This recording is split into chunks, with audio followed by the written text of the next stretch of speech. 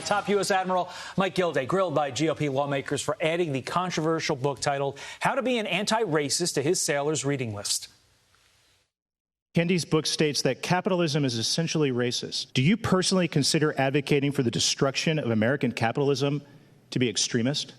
Here's what I know, Congressman. It's a yes or no question, racism in the United States Navy. U.S. Army veteran and former GOP Texas congressional candidate Wesley Hunt. Sir, great to see you as always. As a veteran, how damaging is woke ideology to a fighting force? It's extremely damaging, and woke ideology actually has no place when it comes to those brave men and women that are fighting and serving our country. We have got to come together to figure out the best way for us to get a mission, serve our country, and not worry about dividing ourselves across racial lines. In fact, it makes us less of a lethal force whenever we start to divide ourselves along these lines. And as somebody that's a West Point graduate and serving side by side by so many brave men and women that did not look like me, the last thing that we cared about was one's racial background or racial makeup or the way they looked. We cared more about getting the mission done to ensure that we could get home alive and safe, and that needs to be the focus of our military. I mean, you're literally trained to kill so that you yourself are not killed.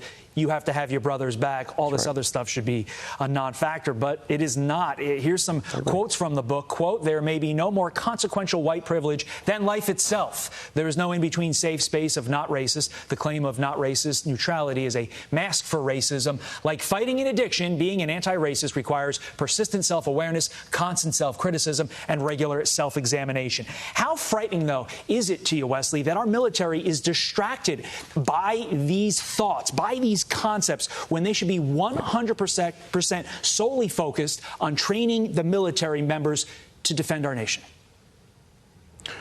We are all Americans first, and that needs to be what our focus is in preserving our democracy.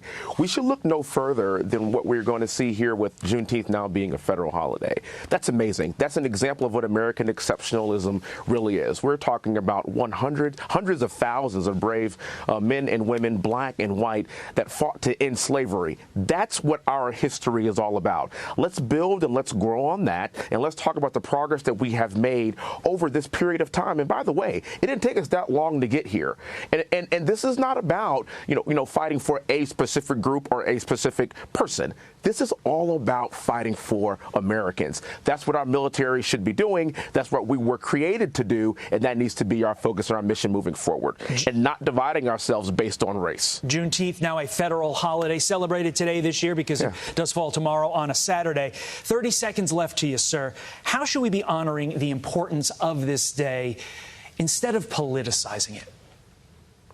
What a day. First of all, I want to thank Senator Cornyn for championing this bill. And we've been celebrating this in Texas here for the last 40 years, so it's way past due.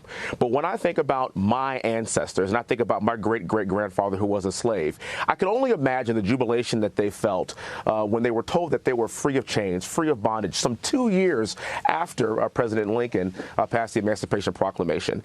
This is a testament of American exceptionalism and what we need to do to move forward to further this brand of Americanism for the future and for our future posterity. I'm very proud that it is a federal holiday, and I really look forward to celebrating it here this weekend. Wow. Powerful words. Wesley Hunt,